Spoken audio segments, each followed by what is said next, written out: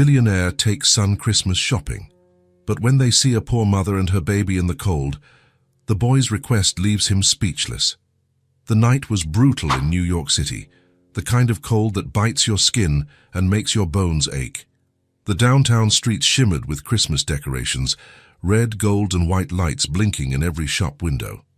Fresh snow covered the sidewalks, and the biting wind blew relentlessly. It was Christmas Eve, and the whole city seemed wrapped in magic. Robert walked down the main street with his hands shoved deep into his coat pockets.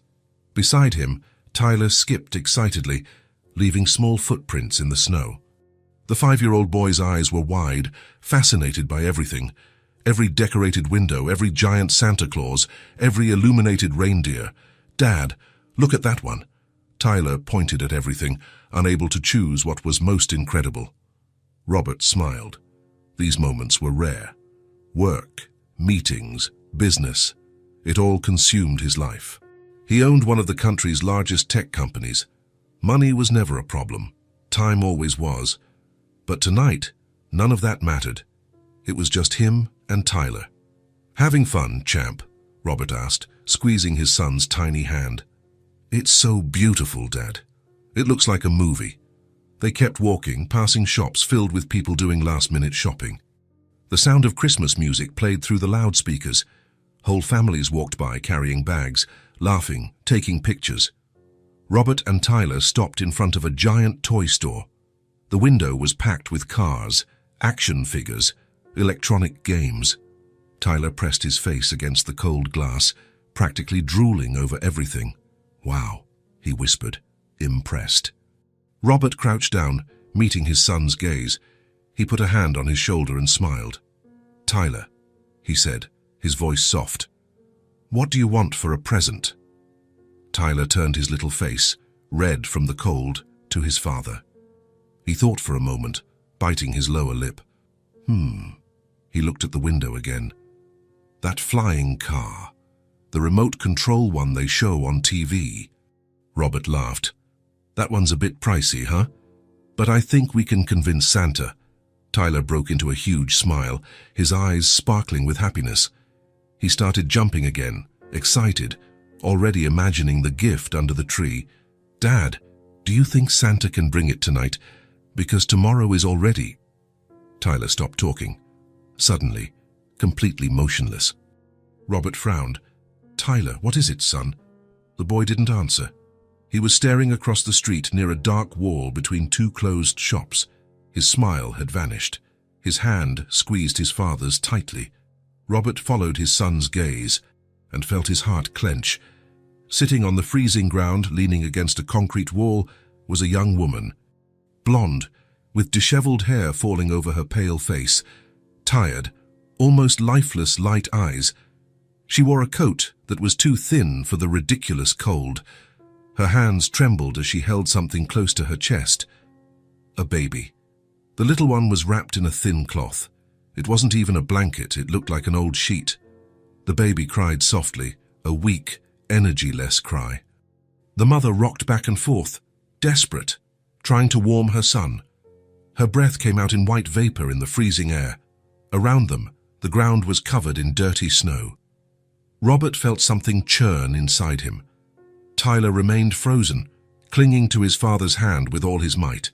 His eyes were fixed on the baby. He wasn't blinking. He wasn't moving. The wind blew harder, whipping up snow and making the thin cloth flutter. The baby cried louder for a second, but its voice quickly weakened again. "Dad!" Tyler's voice came out soft, trembling. "Look at the baby. He's cold." Robert crouched all the way down, face to face with his son. He put both hands on his shoulders. "I know, son. I saw them too." "But—" Tyler's voice started to break. "Why are they there? Where is their house? Why isn't anyone helping?" Robert didn't know how to answer, how to explain to a 5-year-old that the world is unfair, that some people have everything and others have nothing. Sometimes people go through really tough times, Robert tried to explain. But there are places that help, shelters, churches. "But Dad," Tyler interrupted, tears filling his eyes, "the baby is crying right now. He's cold right now. He can't wait. Tears began to stream down his little face, red from the cold. "He's going to freeze, Dad." Robert felt a lump in his throat. He looked again at the woman and the baby. The scene was devastating. The young mother pulled the cloth over the baby, trying to cover him more, but it was useless. The cold was brutal. People walked by on the sidewalk. Some glanced quickly, but no one stopped. No one helped. Tyler wiped his tears with his sleeve and looked up at his father. There was something different in his gaze. A deep determination Robert had never seen before. "Dad," he whispered, his voice cracking but firm, "I want to give them a home." Robert was utterly speechless. He froze. For a long moment, he just looked at his son. The noise of the street seemed to have vanished. It was as if the world had stopped. Tyler wasn't kidding. He wasn't being dramatic. The boy was serious. At 5 years old, he had just made the purest, most impossible request Robert had ever heard. "Tyler, son," Robert began, but couldn't continue. "I don't want the car," Tyler went on, clutching his father's hand. The tears kept falling. "I don't want any present. I want them to have a house, a warm place, with food, with real blankets." He sobbed.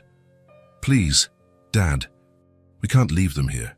We have a big house, we have food, we have everything, and they have nothing." Those words hit Robert like a punch. He had money, plenty of money, mansions, cars, power, infinite resources.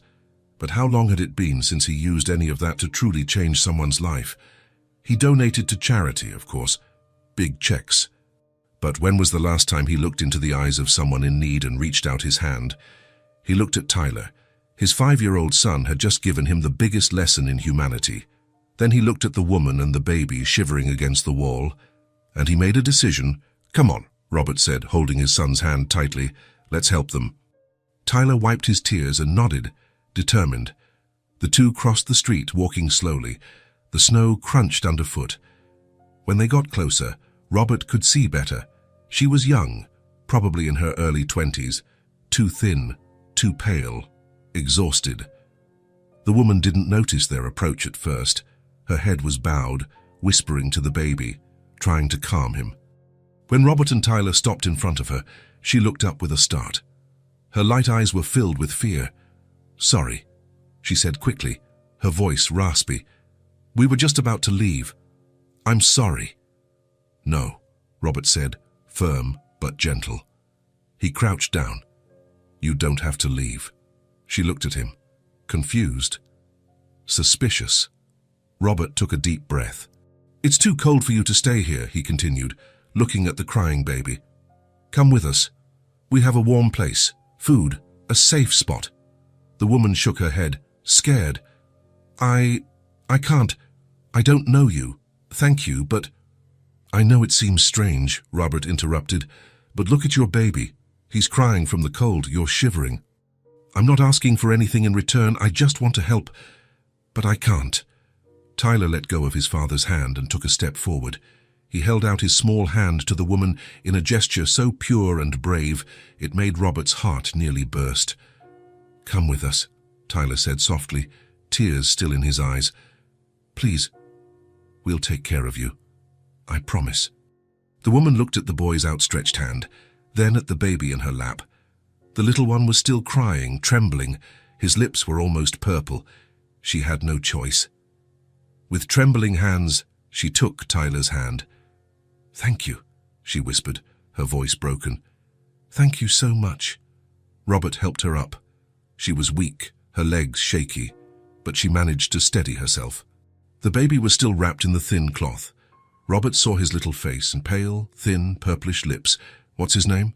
Tyler asked. "Oliver," the woman replied, with a sad smile. "And I'm Kelly. I'm Tyler, and this is my dad, Robert." Kelly nodded, still tense, but holding the boy's hand tightly. "Let's go," Robert said gently. The four walked together down the brightly lit street.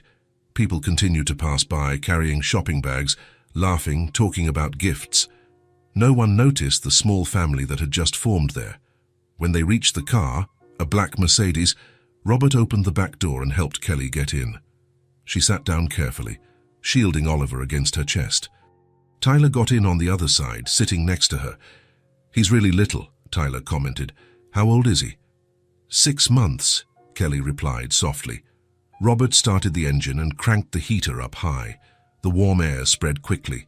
Kelly closed her eyes, feeling the warmth. A tear slipped down her cheek. The drive was silent. Robert drove and focused, still processing everything. It didn't make rational sense. He had just brought 2 strangers home, but looking in the rearview mirror and seeing Tyler next to Kelly, he knew he had done the right thing. The house was in an upscale neighborhood. It was large, modern, but welcoming. When they arrived, Robert opened the door. "Come in. Make yourselves at home." Kelly walked in slowly, looking around wide-eyed. Heated floor, soft lights, a huge Christmas tree in the living room, the smell of a clean house. Tyler pulled her hand. "Come sit here on the couch. It's super soft." Kelly sat on the large sofa, still holding Oliver. The baby had stopped crying so loudly but was still trembling. Tyler ran to his room and came back with a thick, soft blanket. "Here," he said, offering the blanket, "so you can both be warm." Kelly took the blanket with trembling hands and wrapped Oliver completely. The tears returned. "Thank you," she whispered. "Thank you so much." In the kitchen, Robert moved quickly. He heated vegetable soup, prepared warm milk, filled glasses with water. He put everything on a tray and took it to the living room.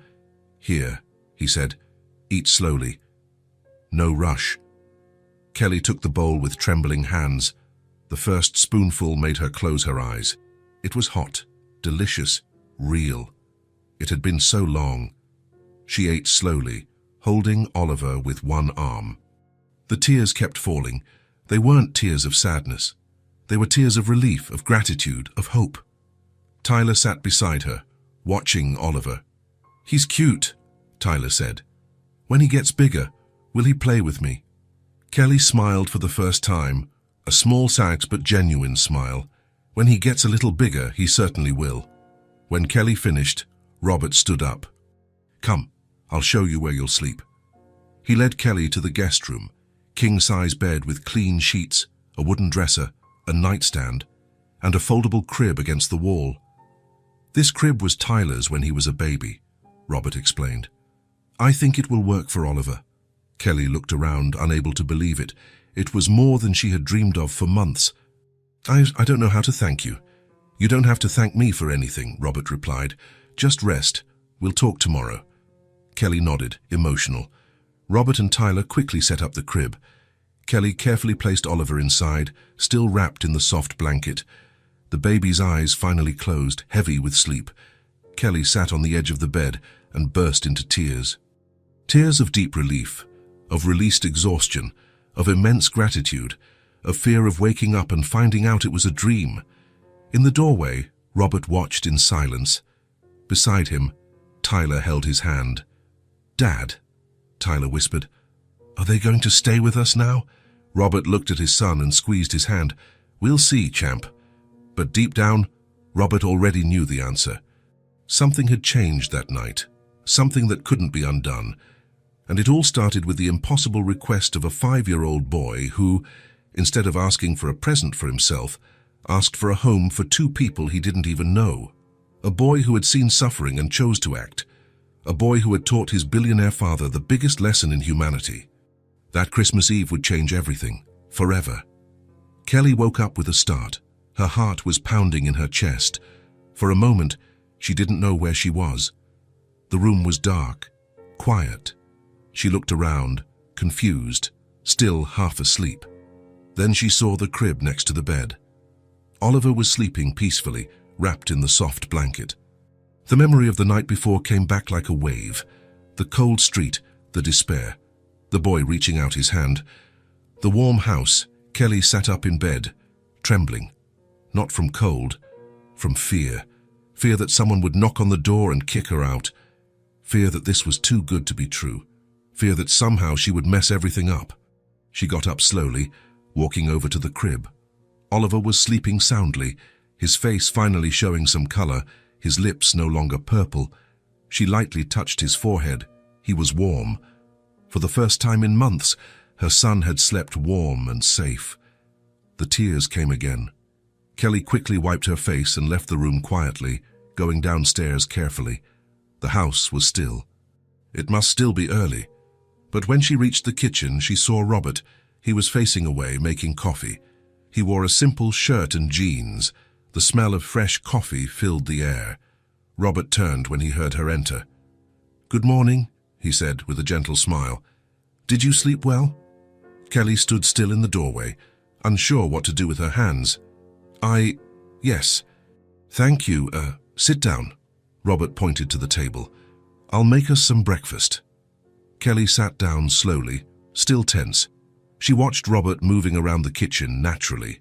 Toast, eggs, orange juice. It was surreal.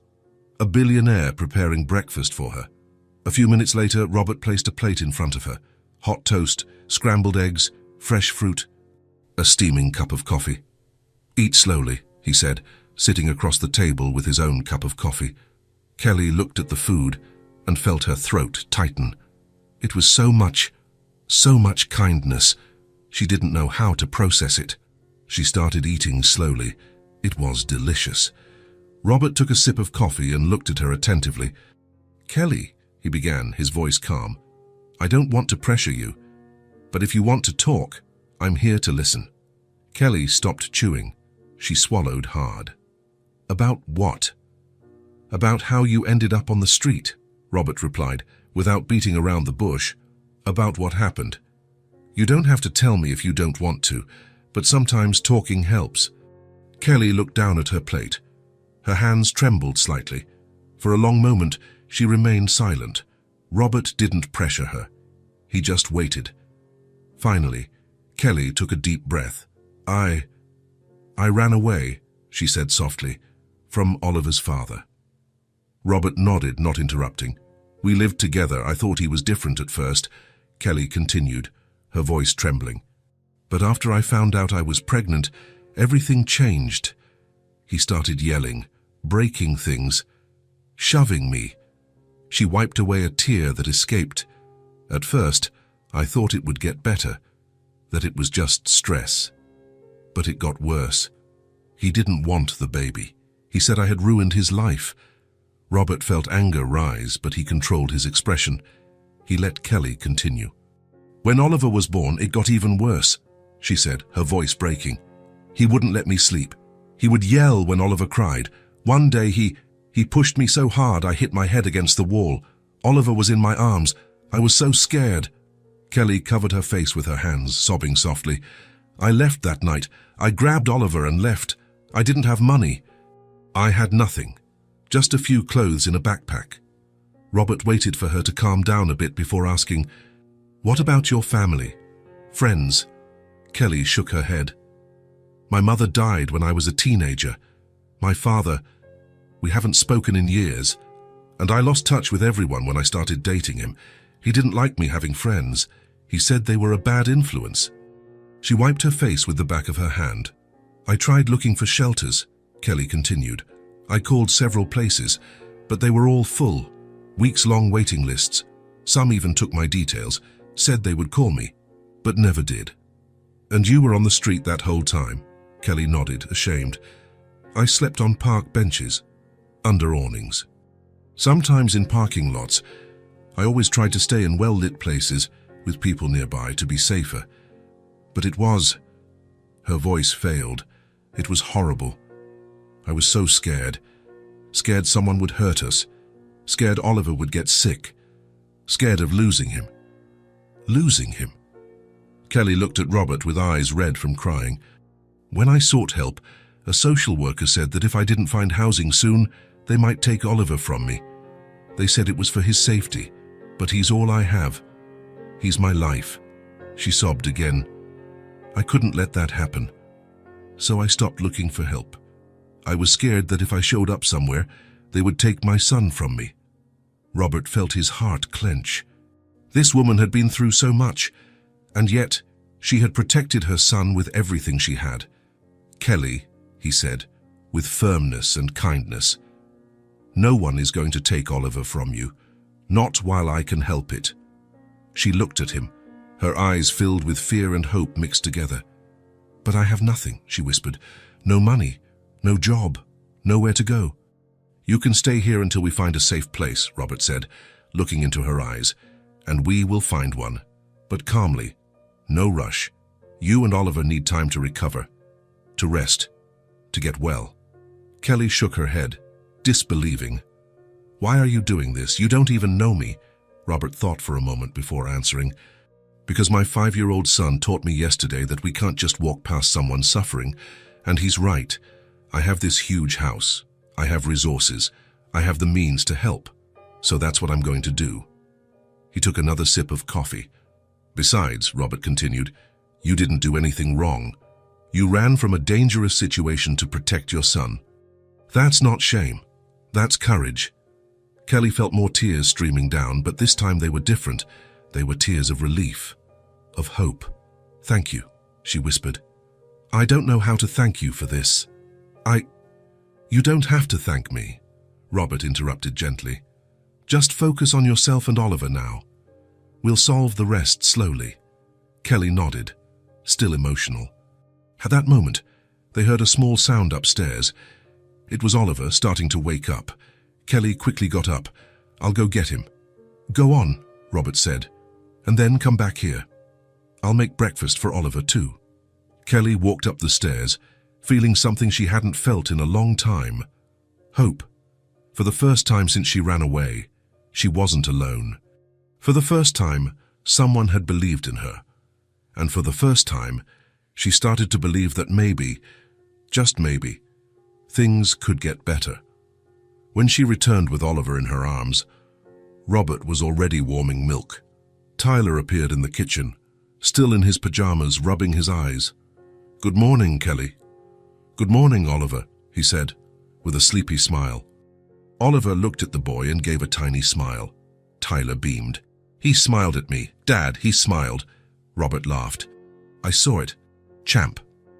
Kelly looked at that scene. Robert preparing coffee, Tyler making faces at Oliver, the house filled with morning light, and felt something break inside her. It wasn't despair. It was healing, slow, fragile, but real. And at that moment, for the first time in a long time, Kelly allowed herself to believe that maybe she deserved this, that maybe she and Oliver deserved a fresh start. After breakfast, Tyler didn't leave Kelly's side. He followed her around the house like a loyal puppy, always asking if she needed anything, if Oliver was okay, if she wanted to play with him. "Kelly, come see my room?" Tyler pulled her hand. "I have lots of cool toys." Kelly smiled and let the boy lead her upstairs. Oliver was in her arms, quiet, watching everything with curious eyes.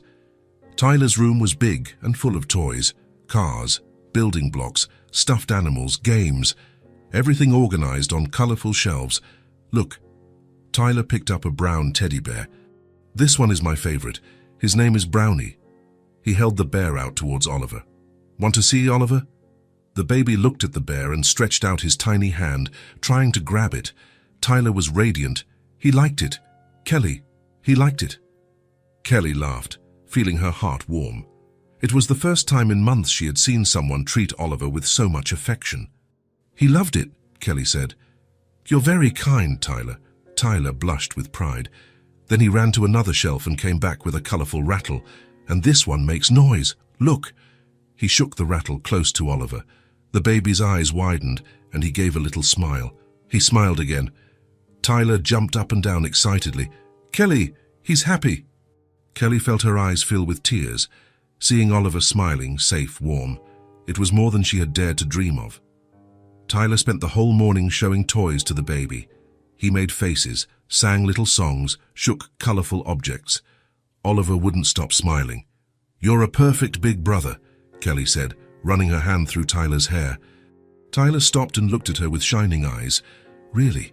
Can I be Oliver's brother?" Kelly didn't know how to answer. Her heart tightened. "You already are," she said softly. "The way you take care of him, you already are." Tyler hugged her legs, emotional. Meanwhile, Robert watched everything from the doorway. He had come to check on them and ended up witnessing that scene.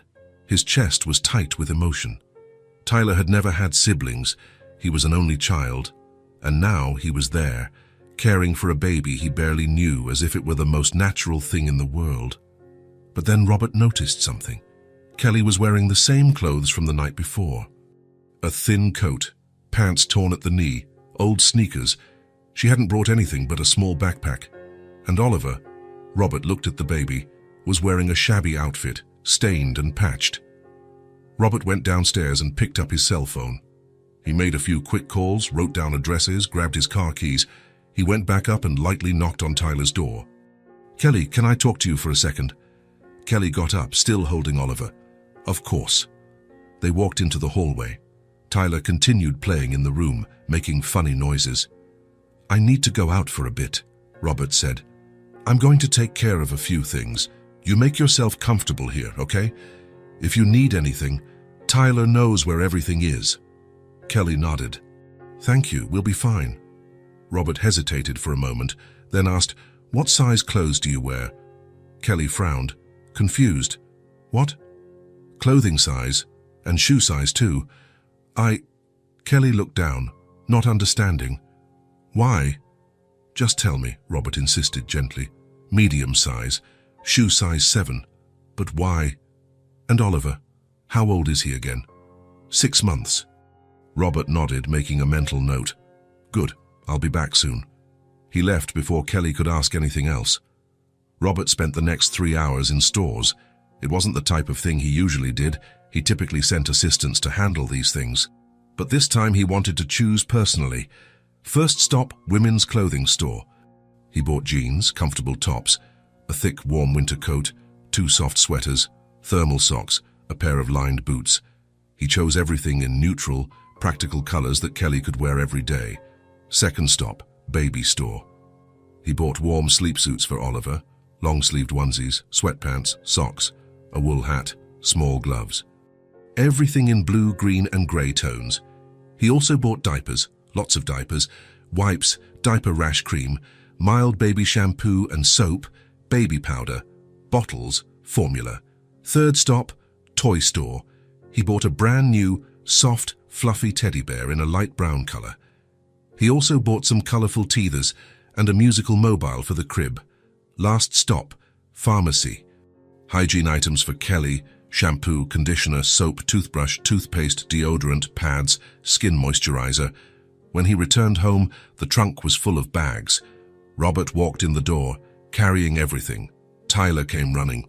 "Dad, you bought a lot of stuff. Help your dad here, champ." The two went upstairs with the bags.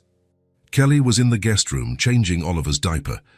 When she saw Robert and Tyler enter with all those bags, her eyes widened. "What is all this?" "Some things you're going to need," Robert said, placing the bags on the bed. Kelly looked at the bags, then at him, confused. "But what?" Robert started taking things out of the bags, showing her, "Clothes for you. Winter coat, boots, clothes for Oliver, diapers, formula, creams, hygiene items." With each item he showed, Kelly's eyes widened further. "Robert, this is too much. I can't accept all this."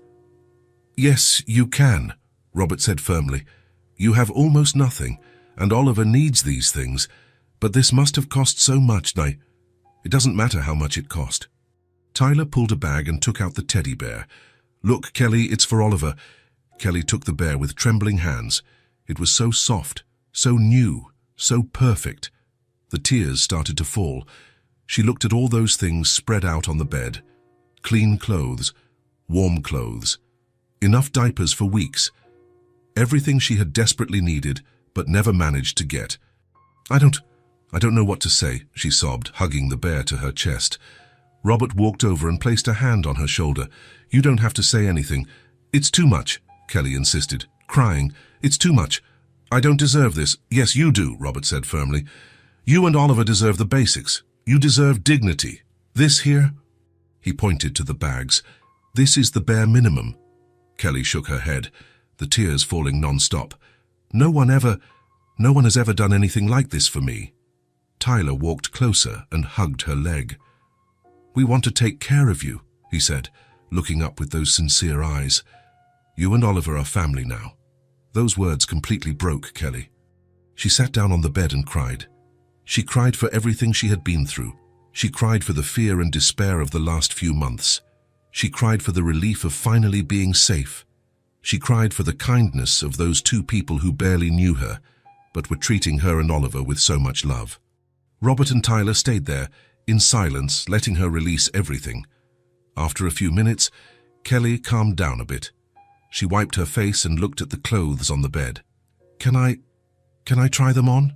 she asked softly. "Of course," Robert said. "All of this is yours, and if it doesn't fit, we'll exchange it." Kelly picked up one of the shirts. It was soft, warm, in a light blue shade. She also grabbed a pair of jeans and the winter coat. "I'll leave you to it," Robert said, leaving the room with Tyler. A few minutes later, Kelly came out of the room wearing the new clothes. Everything fit perfectly. The coat was thick and comfortable, the boots warm and soft. She looked at herself in the hallway mirror. She looked like a different person. She looked human again. "It looks great on you," Robert said, smiling. Kelly looked at him, her eyes still red from crying so much. "Thank you," she whispered, "for everything. I'll never forget this." "You don't have to thank me," Robert replied. "Just enjoy it. Rest. Take care of Oliver. We'll sort out the rest." Tyler tugged at her hand. "Now come on, let's put the new clothes on Oliver. He'll look so cute." Kelly laughed through her tears and let Tyler guide her back to the room. Robert stayed in the hallway, watching. His heart was full. Tyler was happier than ever. And Kelly, this woman who had gone through so much suffering, was starting to believe that maybe, just maybe, life could be good again. And it all started with a simple request from a 5-year-old boy, a request that had changed everything. The next day, Robert woke up early with a mission in mind. He needed to find a long-term solution for Kelly and Oliver. As much as they could stay at his house, he knew Kelly would need her own place, independence and structure to start over. He sat in his office with his computer open and his phone in hand. He had a list of shelters, social assistance organizations, and housing programs in the region. He started calling. The first number rang several times before someone answered. "New York Outreach Center, good morning." "Good morning," Robert said. "I'd like to inquire about openings for a mother with a 6-month-old baby." There was a pause on the other end. "Unfortunately, we are full at the moment," the voice replied, tired. "We have no estimated opening date. And how long would the wait be?" "Hard to say. Sometimes weeks, sometimes months." "It really depends." Robert took a note and thanked them before hanging up. He called the second number. "Hope Shelter, how can I help you?" "Hi, I wanted information about openings for a young mother and a baby." "Hold on." The line was on hold for almost 5 minutes. "Hello, so sir, our capacity is maxed out right now. We have a pretty long waiting list." "How long is the wait?"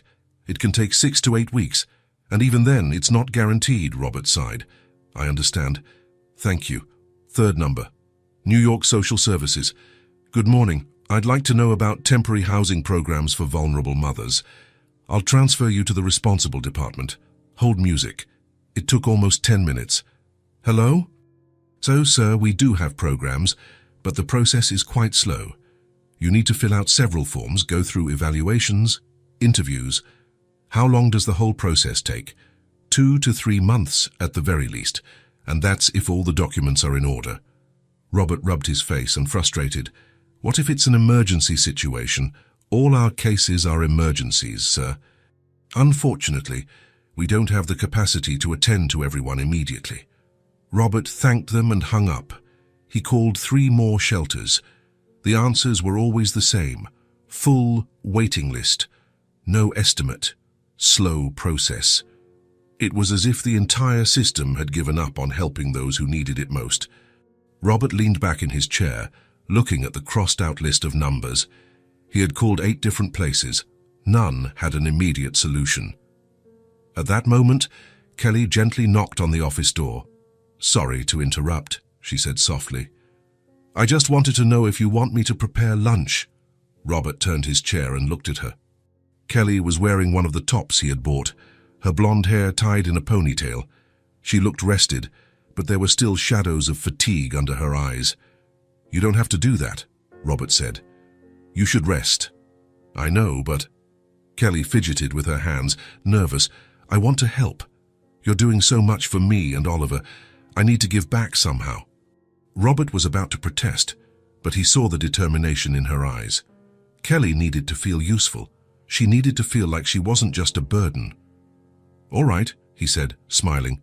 If you want to help, feel free, but don't overdo it, okay? Kelly smiled back and nodded. While Robert continued trying to resolve her situation, Kelly went to the kitchen. She started by washing the breakfast dishes. Then she cleaned the sink, organized the dishcloths, and wiped the table. She went to the living room. She straightened the sofa cushions, folded the throws that were lying around, and vacuumed the rug. Tyler appeared carrying Oliver in his arms, or trying to, because the baby was almost his size. Kelly, look. So I'm holding Oliver. Kelly rushed over to help, holding Oliver before Tyler dropped him. Careful, sweetie, she said, laughing. He's too heavy for you. But I want to help take care of him, Tyler insisted. You already help a lot, Kelly said, running her hand through the boy's hair. You're his best friend. Tyler was radiant. Can I stay with you? While you clean the house? Of course you can. Tyler didn't leave her side anymore. He followed Kelly all over the house, talking non-stop, asking questions, telling stories. Kelly, do you know how to play video games? Not really, she admitted. I never had one. I can teach you. It's really cool. That would be great. And do you like to draw? I have crayons. I love to draw. Then we can draw together later. Kelly smiled, her heart warming with the boy's excitement. Tyler had a contagious energy, a pure innocence that made her forget, for a few moments, all the suffering she had been through. After tidying up the living room, Kelly went to the room where she had slept. She carefully made the bed, folded the clothes that were on the chair, and organized Oliver's things. Tyler sat on the floor of the room, playing with Oliver. He made faces, sang little songs, shook colorful toys. Oliver laughed, a sweet baby laugh that filled the room with joy. Look, Kelly, he's laughing at me. Kelly stopped folding clothes and looked at the two of them. Her heart tightened with gratitude. She never imagined that life could be like this, that such good, generous people, so willing to help without asking for anything in return, existed. You're special, Tyler, she said, her voice emotional, very special. Tyler looked at her, confused. Why? Because you have a huge heart, the size of the world. Tyler blushed but smiled proudly. The day passed like this, Kelly helping around the house, Tyler glued to her, Oliver laughing and playing. It was a simple routine but full of affection. At lunchtime, Kelly prepared sandwiches and soup, nothing elaborate but made with care. Robert came down from the office, his face tired. Did you manage to find anything? Kelly asked, already guessing the answer. Robert shook his head. All the shelters are full. The waiting lists are long. The processes are too slow. Kelly lowered her gaze, her heart sinking. I figured, but don't give up, Robert said quickly. We will find a solution. It's just going to take a little longer than I expected. Kelly nodded, trying not to burst into tears again. In the meantime, you stay here, Robert continued. No rush, until we resolve everything properly. Thank you, Kelly whispered. They sat down to eat. Tyler chattered non-stop, telling his dad everything he and Kelly had done during the morning. And we're going to draw later, Dad. I'm going to teach her to draw dinosaurs, Robert laughed. Good idea, champ. After lunch, while Robert went back to the office to continue making calls, Tyler pulled Kelly into the living room. Come on, let's draw now. Kelly sat on the floor with him. Tyler spread papers and crayons everywhere. Oliver was in his car seat nearby, watching everything curiously. Look, this is how you do it. Tyler showed her how to draw a dinosaur. First the head, then the really big body, and the long tail. Kelly tried to imitate him, but her drawing came out crooked. Tyler laughed. It's okay, you just need to practice more. They spent the entire afternoon drawing. Tyler drew dinosaurs, cars, rockets. Kelly drew flowers, houses, the sun. And at some point, without realizing it, Kelly drew something different. A house, a family of 4 in front of it, a man, a woman, 2 boys. She looked at the drawing and felt her eyes fill with tears. Could it be possible? Could it be possible that she and Oliver could really be part of that family? Or was it too good to be true? Tyler looked at the drawing and smiled. "That's us," he said, pointing. "You drew us." Kelly quickly wiped her tears and smiled back. "I did." And at that moment, seeing Tyler happy, Oliver smiling, the house full of warmth and safety, Kelly allowed herself to dream. Just a little. Just for a moment. That maybe, just maybe, this could be the fresh start she desperately needed. It was December 24th, Christmas Eve. The morning was bright and cold outside, but inside the house, the atmosphere was completely different. There was warmth, light, and something in the air that felt like magic. Kelly was in the kitchen, looking into the cabinets with curiosity. Tyler came running, still in his pajamas. "Kelly, can we make Christmas cookies?" Kelly turned, surprised. "Cookies?" "Yeah. Mom always made them before—" Tyler stopped, his smile fading a bit. "Before she left. But Dad doesn't know how to make them. He always burns everything." Kelly felt her heart clench. She knew Tyler's mother had left when he was very young. Robert never talked much about it, but it was clear it had been difficult. "Of course we can make them," Kelly said, smiling. "Do you know the recipe?" Tyler shook his head excitedly. "There's a recipe book right there, with pictures." He ran to a drawer and pulled out an old book with marked and stained pages. He opened it to a page with decorated Christmas cookies. "This one, can we make it?" Kelly looked at the recipe. It didn't seem difficult.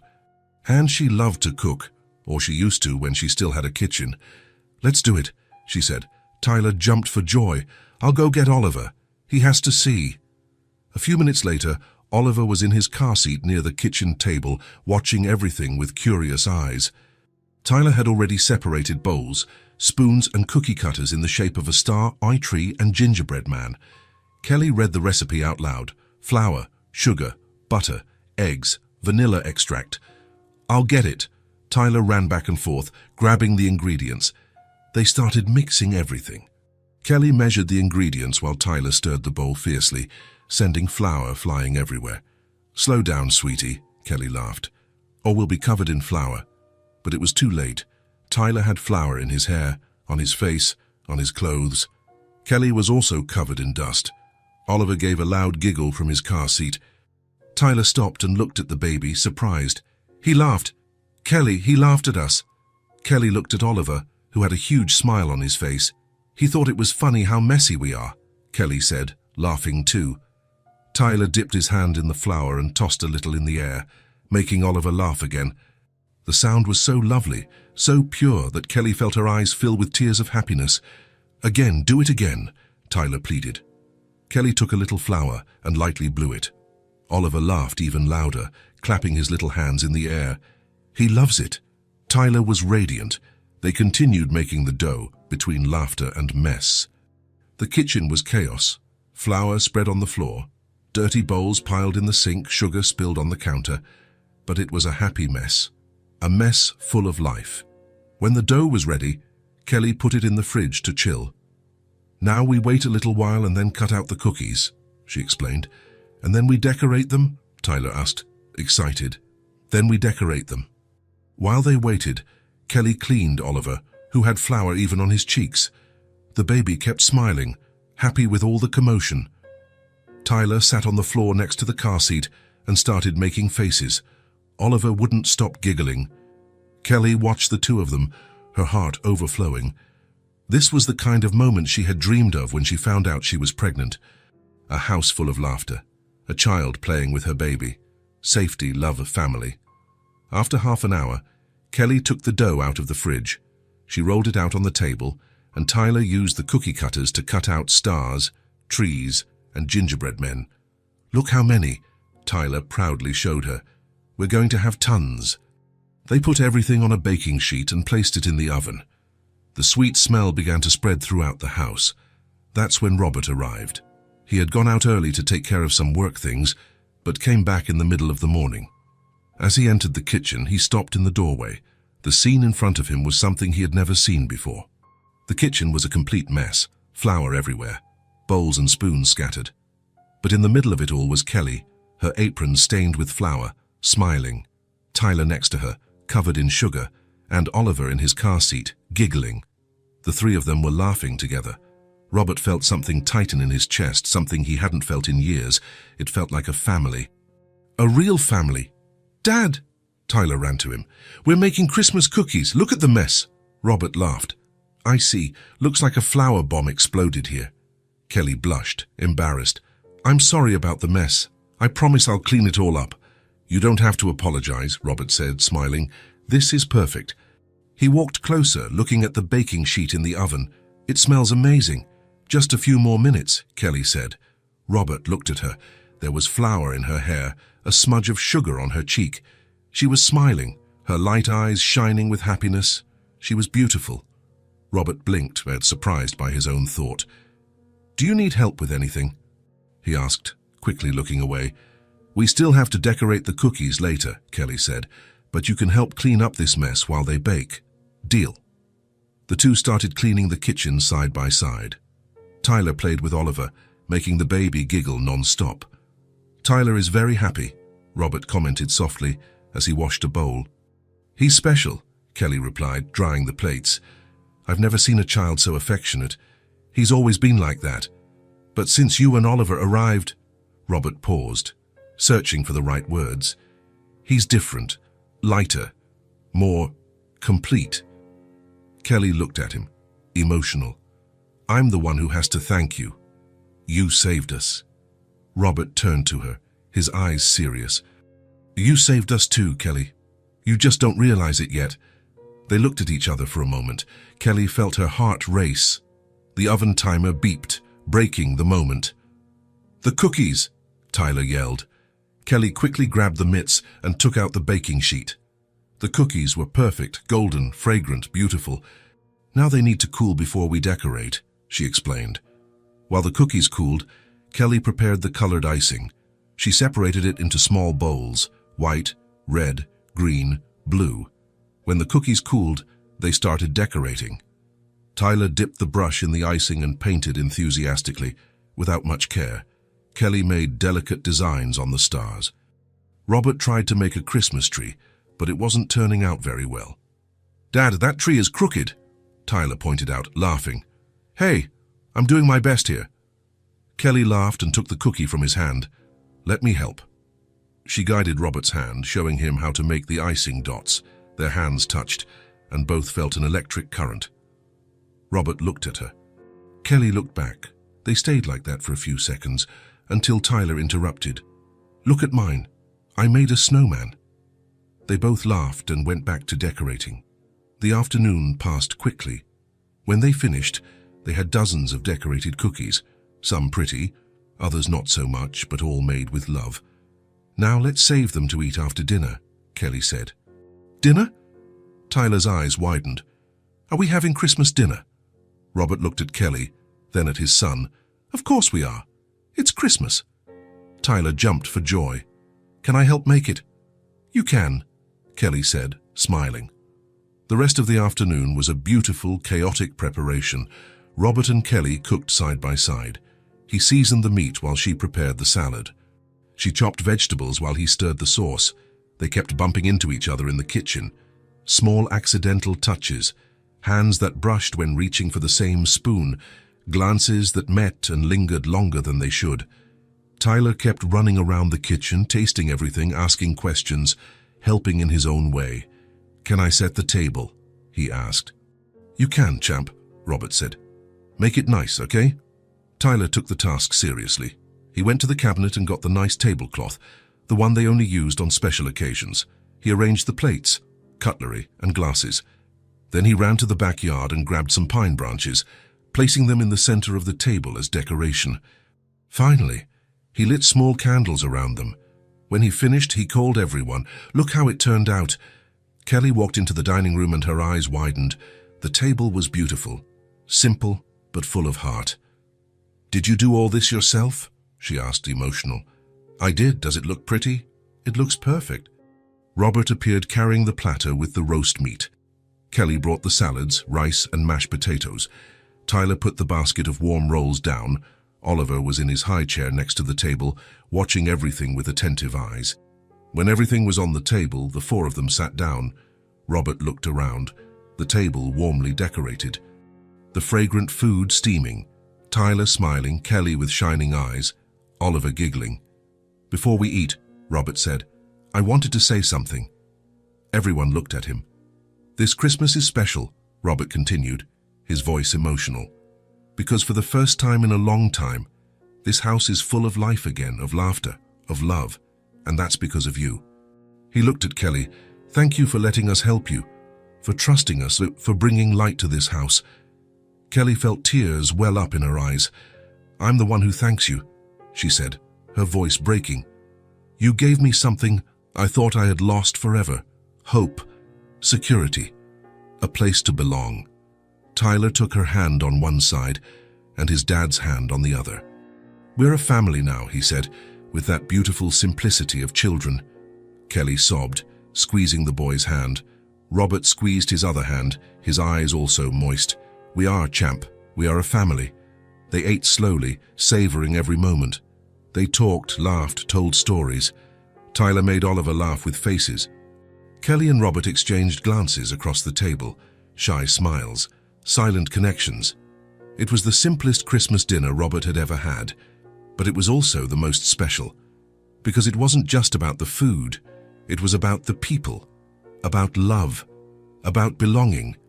Kelly looked around the table, at Tyler eating happily, at Oliver giggling, at Robert smiling at her, and felt something she hadn't felt in a long, long time. She felt at home. It wasn't about the place. It was about the people. For the first time in so long, she didn't feel alone. She didn't feel lost. She didn't feel worthless. She felt part of something, of a family. And that feeling of belonging, of finally having a place in the world, was the best Christmas present she could have received. When they finished eating, Tyler brought out the decorated cookies. Dessert time. Everyone took a cookie. Tyler bit into his, making a satisfying noise. "It's delicious." Kelly bit into hers and agreed. It was really good. Robert tasted one and smiled. Perfect. They stayed there around the table, eating cookies, talking, laughing. The candles flickered softly. The house was warm and full of light. Outside, the snow started to fall again. But inside that house, there was warmth. There was love. There was family. And for the first time in a long time, everyone there believed that the future could be good, that they could be happy, together. The following days were calm on the surface. Kelly helped around the house, cooked, played with Tyler, took care of Oliver. She smiled when she should smile. She laughed when Tyler made his antics. She thanked Robert for everything. But Robert started to notice something. Kelly wasn't sleeping well. He heard footsteps in the hallway during the night. He heard her room door opening and closing. He heard Oliver's soft cry quickly being soothed, as if she was afraid of bothering anyone. One morning, he went downstairs early and found Kelly in the kitchen. She had deep, dark circles under her eyes, and her eyes were red from exhaustion. "Good morning," Robert said softly. Kelly jumped, startled, almost dropping her cup of coffee. "Sorry, I didn't mean to scare you." "No, it's okay," she said quickly, wiping up the spilled coffee. "Sorry about the mess." "Are you all right?" "I am. Just a little tired." But it wasn't just tiredness. Robert could see it in her eyes. It was something else, and something deeper. In the following days, Kelly became even more restless. She checked on Oliver constantly. Even when the baby was sleeping soundly, she would go into the room every half hour to check if he was breathing, if he was okay, if nothing had happened. She flinched at any strange noise. A knock on the door made her freeze with fear.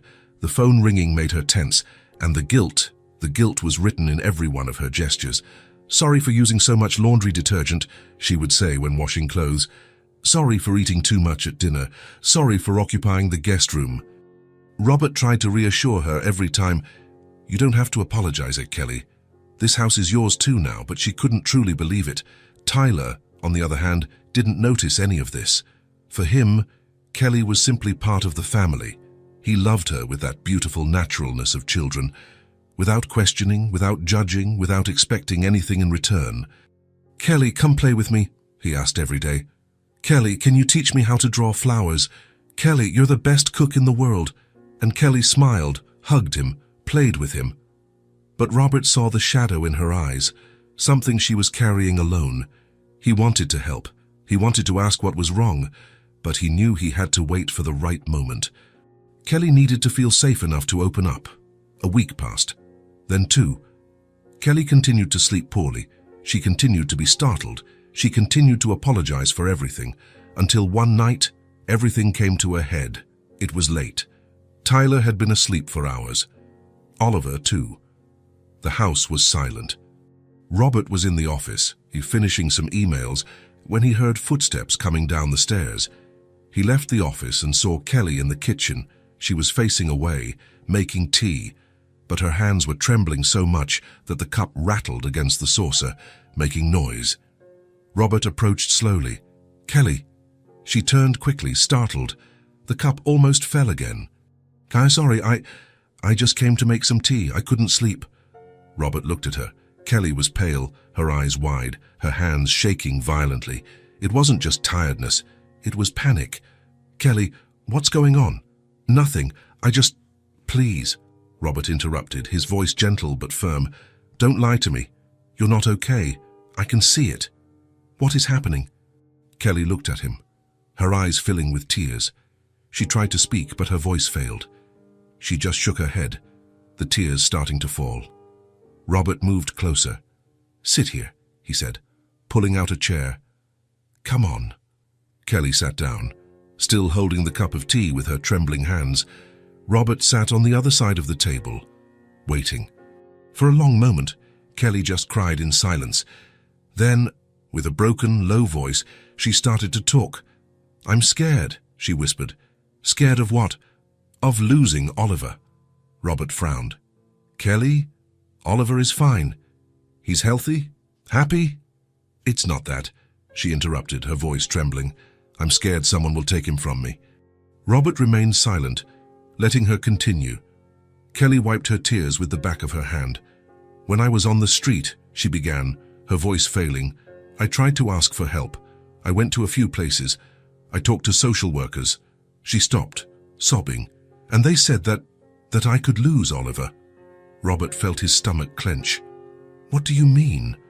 "They said that because I didn't have permanent housing, because I wasn't in a position to properly care for him, they could take him from me," Kelly explained, the words coming out fast, desperate. "They said it was for his safety, that a child needs a stable home, and that if I didn't manage to get that soon, they would consider placing him in temporary care." The tears were falling non-stop now. I was terrified. I stopped looking for help. I was scared to show up anywhere, because I thought they would take him from me. I preferred to stay on the street, be cold, be hungry, than risk losing my son. Robert felt anger rise. How could anyone do that to a mother who was already so vulnerable? "And now," Kelly continued, trembling, "I keep thinking that at any moment someone will find out I'm here, that they'll think I don't deserve to care for him, that they'll knock on the door and take him away from me." She looked at Robert with desperate eyes. "I don't sleep because I keep checking if he's okay. I'm afraid of waking up and him not being there anymore. I'm afraid that all this is too good to be true and that someone will show up and end it all." Kelly covered her face with her hands, sobbing loudly now. "If I lose Oliver, I lose everything. He's the only thing that keeps me alive, the only reason I keep going. If they take him from me, I won't survive. I can't." Robert got up from the chair and knelt beside her. He held Kelly's trembling hands in his. "Kelly, look at me." She lifted her face, wet with tears. "You are safe here," Robert said, his voice firm and full of determination. "No one is going to take Oliver from you. Never as long as I'm here."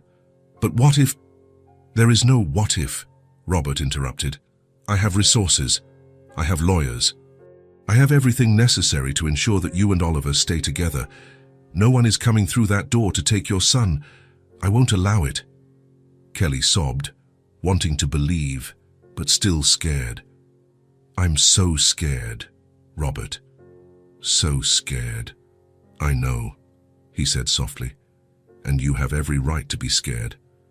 But you're not alone anymore. You have me. You have Tyler. You have this house. "And I promise you, Kelly," he squeezed her hands, "I promise I will do everything in my power to protect you and Oliver." Kelly broke down completely. She cried like she hadn't cried since everything began.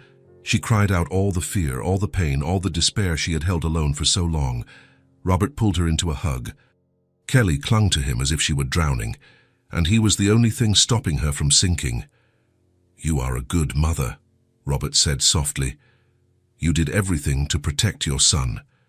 You survived the impossible to keep him safe.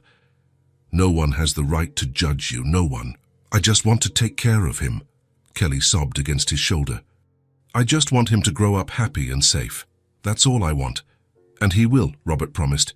"Because you're here, because you're safe now, and because I will do everything to ensure that—" They stayed like that for several minutes.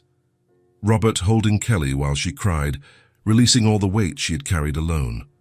Slowly, the crying subsided. Kelly pulled back a little, wiping her face. "Sorry," she said, embarrassed.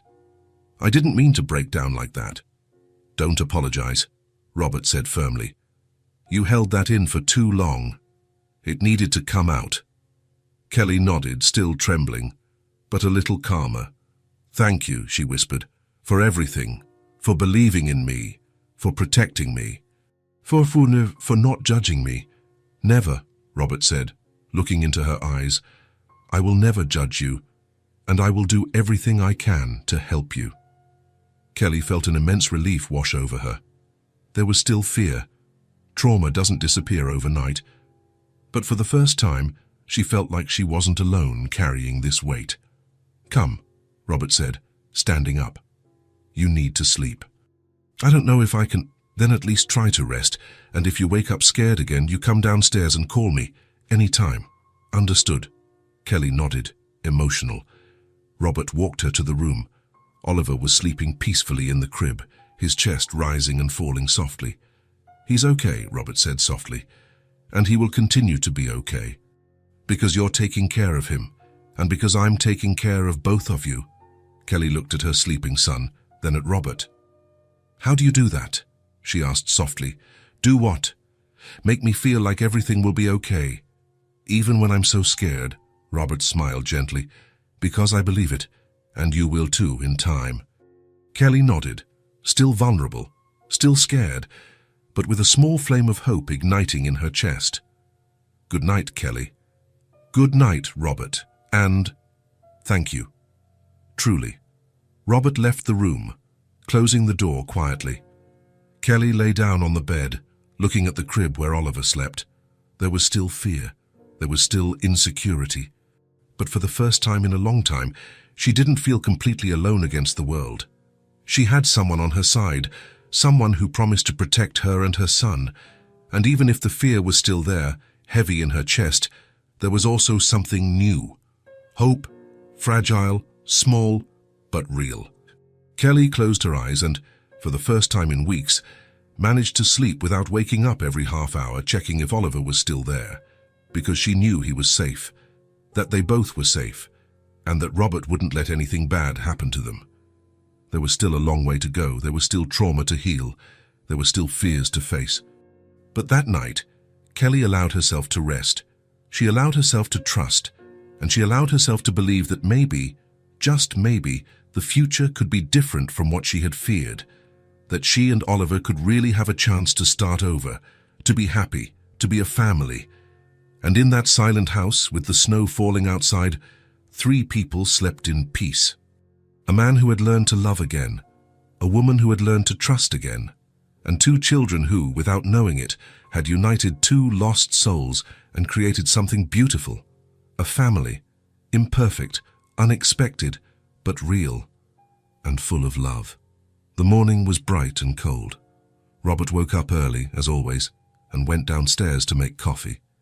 It was a quiet Saturday sign with no work commitments.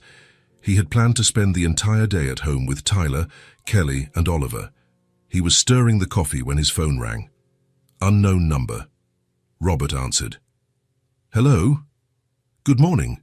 Is this Mr. Robert Harrison?" A female voice on the other end. "Yes, it is. This is New York Social Services. You called a few weeks ago asking about openings for a young mother with a baby, correct? Robert remembered. He had called several places right after Kelly arrived. Yes, I did. Well, Mr. Harrison, an opening has come up. We now have space at the central shelter for the mother and baby. If you still need it, we can schedule her admission for Monday. Robert was silent for a moment. He looked towards the hallway that led to the bedrooms. Kelly and Oliver were still asleep. Tyler, too. He thought about the previous week, when Kelly had broken down crying, afraid of losing her son. He thought about how she had opened up, how she had trusted him. He thought about Tyler playing with Oliver every day, the smiles, the laughter that filled the house. He thought about how this house had changed since they arrived, and he knew exactly what to answer. No need, Robert said, firm and decisive. What do you mean, sir? She already has a home. There was a pause on the other end. I see. So you no longer need the opening? No, but thank you for calling. No problem. Have a good day. Robert hung up and stood still looking at his phone. He had no doubt whatsoever. That decision was the right one. He put the phone on the counter and went back to stirring the coffee. That's when he heard a small sound behind him. He turned and saw Kelly standing in the kitchen doorway. She was in her pajamas, her hair messy, her eyes wide. You turned down the spot?" she asked, her voice trembling. Robert realized she had overheard the conversation. "Yes, I did," Kelly said, reading the question on his face. "I came down to get water and overheard you talking." She took a step forward, her hands shaking. "Why did you do that?" "It was a spot. A place for me and Oliver. You didn't have to—" "Kelly," Robert interrupted, dropping the spoon and walking towards her. "I turned it down because you don't need a shelter. But I can't stay here forever. You have your life, your work, Tyler." "Exactly," Robert said, stopping in front of her. "I have Tyler, and the house has changed since you arrived." Kelly looked at him, confused, her eyes filling with tears. Robert took a deep breath, searching for the right words. "I've never seen Tyler so happy," he began, his voice emotional. "He wakes up excited every day. He rushes to see you and Oliver. He plays, laughs, takes care of you as if you've always been part of his life. He is complete in a way I'd never seen before." Kelly covered her mouth with her hand, the tears starting to fall. "And Robert continued, his voice failing slightly. "I haven't felt this way in a long time either. This house was just me and Tyler. It was functional, but it was empty. It didn't have real life. And now there's laughter. There's a mess in the kitchen. There are baked cookies. The house is full of love." He looked into her eyes. "You already have a home here with us. If you want to stay." Kelly broke down. She covered her face with her hands and cried, her whole body shaking. They weren't tears of sadness. They were tears of profound relief, of gratitude, of hope. Robert moved closer and placed his hands on her shoulders. "You don't have to decide now," he said gently. "There's no rush. But I want you to know that you are welcome here, you and Oliver. For as long as you need." Kelly wiped her face and looked at him, her eyes red but shining. "Are you sure?" she whispered. "Absolutely. But what if I can't contribute? What if I can't help enough?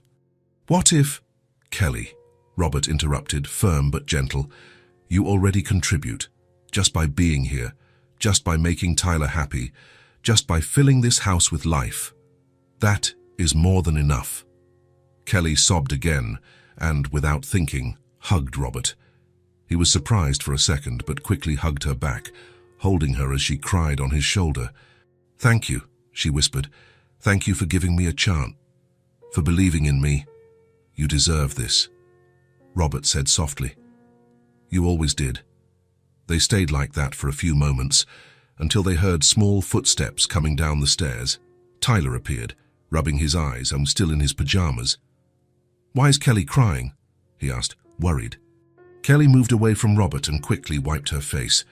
"It's nothing bad, sweetie," she said, smiling through her tears. "These are happy tears." Tyler frowned, confused. "Happy tears?" "Yes," Kelly said, opening her arms. "Come here." Tyler ran and hugged her.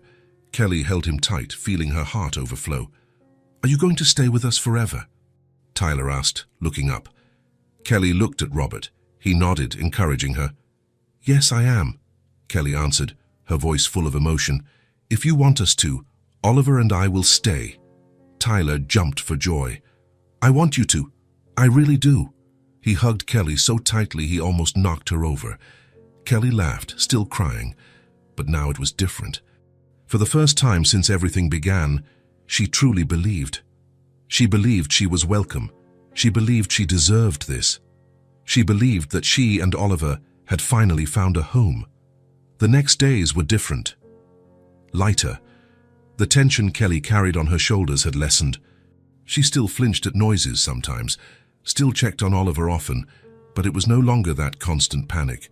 She had started to truly relax, and the entire house felt it. Tyler was radiant. He never left Kelly and Oliver's side. Every morning he woke up and rushed to their room. "Good morning, Kelly. Good morning, Oliver." And Kelly always responded with a smile. "Good morning, Tyler." They spent the entire days together. Tyler showed toys to Oliver, invented games, made faces. The baby loved it. He laughed all the time, clapped his hands, tried to grab the toys Tyler showed him.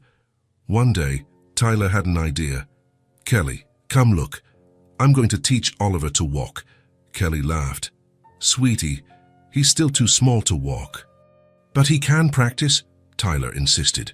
He held Oliver by his little hands and stood him up. The baby wobbled, his legs trembling, but Tyler held on tight. "That's it. You can do it." Oliver took a tiny step, supported by Tyler, then another. His legs were shaking, but he was trying. Kelly's eyes widened. "Tyler, he's trying to walk. I told you." Tyler shouted, proud. Robert appeared in the living room, coming from the office, and stopped when he saw the scene. Tyler holding Oliver's hands, Kelly kneeling on the floor, filming with her phone, her eyes shining, Oliver taking shaky steps, smiling. It was a familiar scene. Tender. Beautiful. Robert felt his chest tighten with emotion. This was what a family should be. "Look, Dad," Tyler called. "Oliver is almost walking." Robert smiled and walked closer. "I see, champ. You're a great teacher." Tyler blushed with pride. Oliver took a few more steps, and then his legs gave out. He fell onto the floor sitting down, but instead of crying, he started to laugh. Everyone laughed along. "He'll get there soon," Kelly said, picking Oliver up and covering his face with kisses. "My brave boy." Tyler hugged her legs. "I'm going to help him walk every day." "You're the best big brother in the world," Kelly said, running her hand through his hair. Tyler looked at her with those bright eyes. "Really? Really?" The afternoon passed like this. Games, laughter, simple moments, but full of love. When evening came, Tyler went to take a bath. Oliver was sleeping in his crib. The house was quiet. Kelly was in the kitchen, washing dishes, when Robert appeared. "Need help?" "I'm almost finished," Kelly said, smiling. "But thank you." Robert grabbed a cloth and started drying the dishes. They were silent for a few moments, working side by side. It was Robert who broke the silence. "Kelly, I need to tell you something." Kelly looked at him, curious. Robert put down the cloth and turned completely towards her. "You are already part of our family," he said, his voice firm but full of emotion. "I want you to know that it's not just about having a place to stay. It's about belonging, and you belong here." Kelly felt her eyes fill with tears again. "Robert, I'm going to help you get back on your feet," he continued. "We'll find a job for you when you're ready. We'll make sure you have everything you need, but in the meantime, you stay here, with us, as family." He took a step forward. "You are never going to be alone again. Never, I promise." Kelly covered her mouth with her hand, the tears falling freely now. She reached out her hand, trembling, and Robert took it. "Thank you," she whispered, "for everything, for believing in me, for giving me a chance, for making me feel like I have value." "You always had value," Robert said, squeezing her hand. "You just needed someone to show you that," Kelly sobbed and squeezed his hand back. That's when Tyler appeared in the kitchen, already in his pajamas, his hair wet. He looked at the two of them holding hands and smiled hugely. Without saying anything, he ran and hugged both of them, wedging himself in the middle. "Group hug!" he shouted, laughing. Kelly and Robert laughed and hugged the boy. The three of them stayed there, hugging in the kitchen, the soft light upon them. It was a simple picture, but it was perfect. A family, not by blood, but by choice. Not planned, but real. Not perfect, but full of love. Kelly closed her eyes, feeling Robert's arms around her. Tyler squeezed against her body, and for the first time in so long, she felt complete. She felt like she finally had a place in the world, a place where she was loved, a place where she was accepted, a place where she and Oliver could be happy. "I love you guys," Tyler said suddenly, his voice muffled against Kelly's shirt. Kelly felt her heart explode. "I love you too," she replied, her voice broken with emotion. Robert tightened the hug, not saying anything, but the gesture said it all. They stayed like that for several minutes, just the three of them hugging in silence. Outside, the night was cold and dark, but inside that house there was warmth, there was light, there was love, and there was the promise of a better future. A future where Kelly wouldn't have to run anymore, where Oliver would grow up safe and loved, where Tyler would have the family he always wanted, and where Robert would finally feel whole again. When they finally separated, everyone's eyes were red, but they were smiling. "Let's watch a movie," Tyler suggested. "All together." "Good idea," Robert said. "I'll go get Oliver," Kelly said. "He can stay in his car seat with us." A few minutes later, the four of them were in the living room. Tyler and Kelly on the sofa, Oliver in his car seat beside them, Robert in the armchair. An animated movie played on the TV, but no one was paying much attention. They were just enjoying being together. Tyler leaned his head on Kelly's shoulder. She wrapped her arm around him, pulling him close. Robert watched everything, his heart full. His life had completely changed in a matter of weeks. He had been a man focused on work, distant, alone with his son, and now he had this. A family, a house full of life, and all because of an impossible request from a 5-year-old boy on a cold Christmas night. Tyler yawned, his eyes closing. "I'm sleepy," he mumbled. "Let's put you to bed," Kelly said softly. She stood up, picked Tyler up, even though he was getting big, and carried him upstairs. Robert picked up Oliver, still sleeping in his car seat, and followed them. They tucked Tyler into bed. Kelly covered him with care, gave him a kiss on the forehead. "Good night, my love." "Good night, Kelly," Tyler mumbled, half asleep already. "Love you. I love you too." Robert said good night to his son, and the three of them left the room. They placed Oliver in the crib in Kelly's room. The baby continued to sleep soundly. Kelly and Robert stood next to the crib for a moment, just observing. "Thank you," Kelly said softly. "For everything, truly." Robert looked at her and smiled. "We're a family now. Family takes care of each other." Kelly smiled back, her eyes shining. "Family," she repeated, as if testing the word. "I like that. I do too," Robert said. They looked at each other for a long moment. There was something in the air, a connection, a deep understanding. But neither of them said anything. It wasn't time yet. "Good night, Kelly." "Good night, Robert." Robert left the room, closing the door softly. Kelly stood still in the dark, looking at the crib where Oliver slept. For the first time in so long, she didn't feel fear, she didn't feel despair, she felt peace, and she felt gratitude. For that man who had reached out his hand when she needed it most. For that boy who had taught everyone the true meaning of love.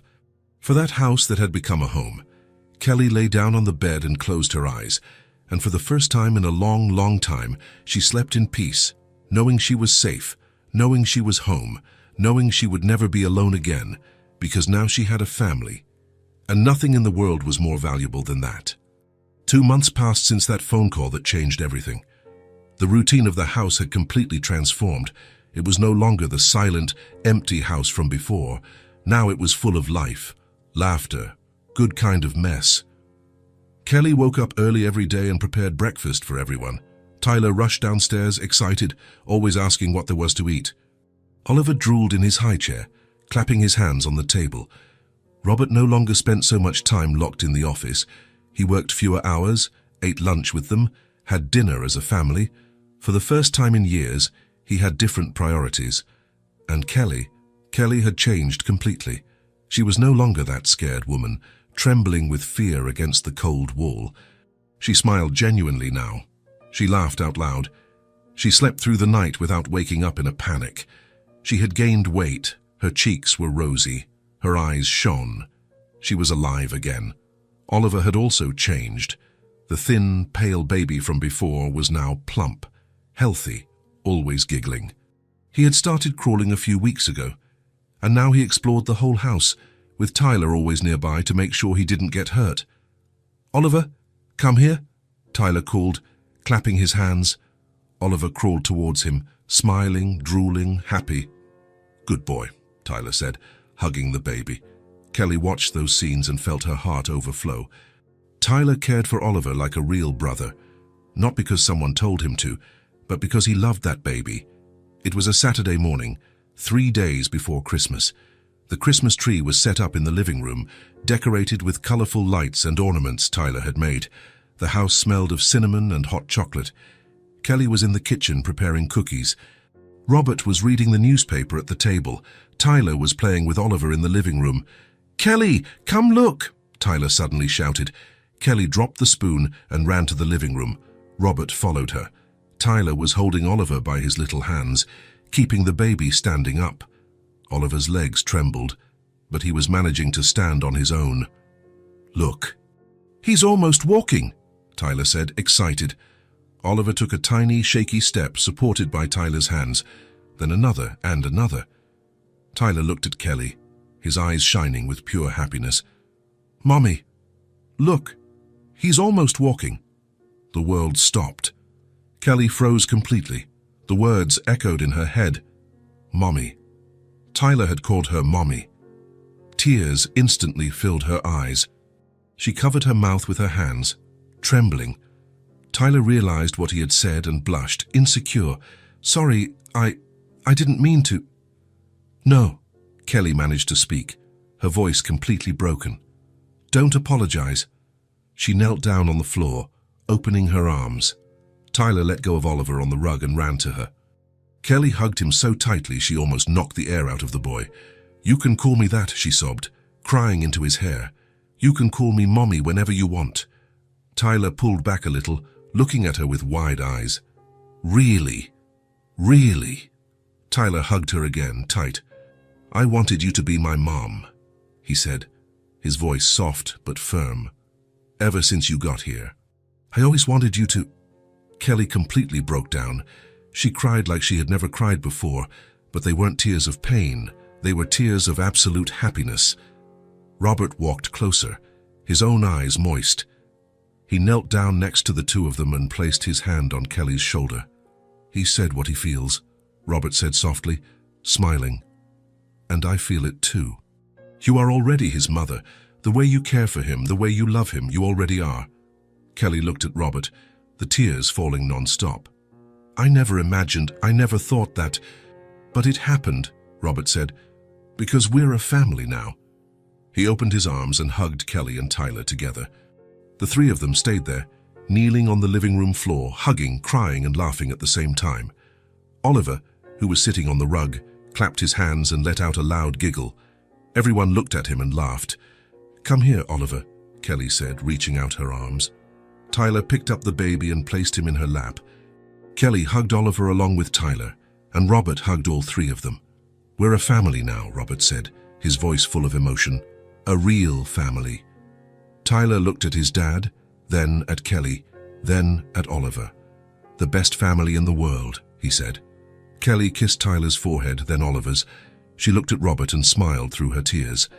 "Thank you," she whispered, "for giving me a family, for giving me a home." "You gave us that too," Robert replied. "You brought life to this house. You brought love. You brought light." They stayed there for several minutes, just hugging, enjoying that perfect moment. The Christmas tree twinkled behind them, casting colorful lights on the four of them. The golden light hit their faces, creating a cinematic, beautiful, emotional scene. A family formed not by blood, but by choice. Not planned, but perfect. Not perfect in the traditional sense, but full of true love. Kelly looked around, at Tyler hugging her, calling her Mommy, at Oliver giggling in her lap, at Robert holding all of them, protecting, loving. 6 months ago, she was on the street, shivering from the cold, thinking she was going to die. Thinking the world had given up on her. Thinking she would never have anything again. And now she had everything. She had a home. She had a family. She had love. And it all started with the purest, most impossible gesture of a 5-year-old boy. A boy who, on a cold Christmas night, instead of asking for a present for himself, asked for a home for 2 people he didn't even know. A boy who had seen suffering and chose to act. A boy who had taught his billionaire father and a desperate mother the true meaning of family. Tyler looked up, seeing everyone looking at him.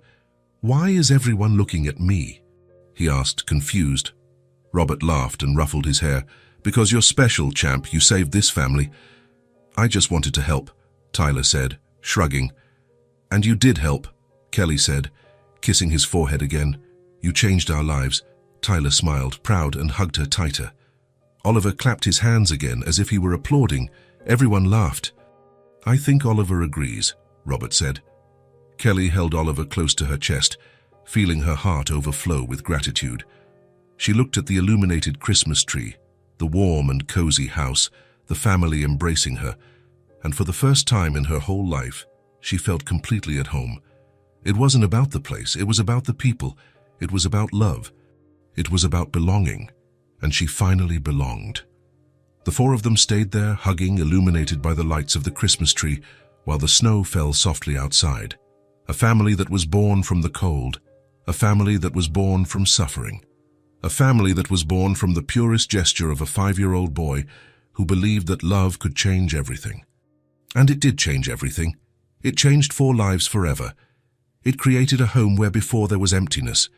It created love where before there was loneliness. It created a family where before there was only survival.